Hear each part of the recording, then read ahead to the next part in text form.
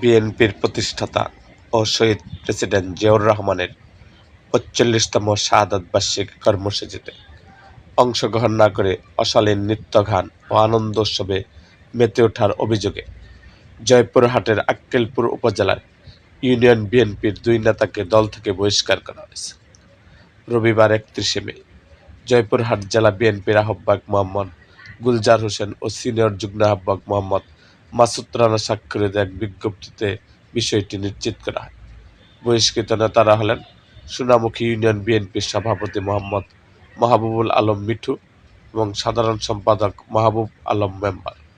বিজ্ঞপ্তিতে জানানো হয়, গত ৩০শে মে শহীদ প্রেসিডেন্ট জিয়াউর রহমানের ৪৫তম শাহাদাত বার্ষিকী উপলক্ষে দেশজুড়ে দলীয় কর্মসূচি পালন করা হয়, কিন্তু আক্কেলপুরের সোনামুখী ইউনিয়ন বিএনপির ওই ২ নেতা সেই দিনে কোনো দলীয় কর্মসূচি পালন করেনি।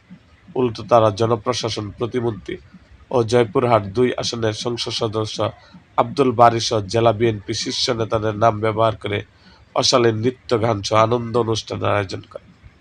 দলীয় এই কর্মকাণ্ডকে শৃঙ্খলা ও আদর্শ বিরোধী এবং সংগঠনের ভাবমূর্তির জন্য ক্ষতিকর উল্লেখ করে বিজ্ঞপ্তিতে তাদের দল থেকে বহিষ্কারের ঘোষণা দেওয়া হয়।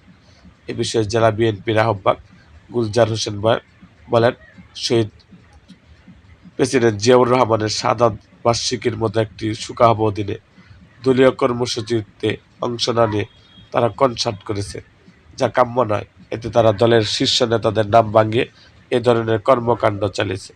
দলীয় শৃঙ্খলা রক্ষা ও সংগঠনের মর্যাদা রক্ষার্থে তাদের বিরুদ্ধে সাংগঠনিক ব্যবস্থা নেওয়া হয়েছে।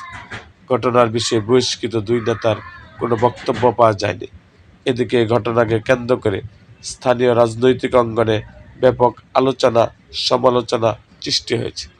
এরকম আরও ভিডিও পেতে আমাদের মুক্তাগাছার ইতিহাস মিডিয়া ইউটিউব চ্যানেলটিকে সাবস্ক্রাইব করুন এবং পাশে থাকা বেল আইকনটি বাজিয়ে দিন।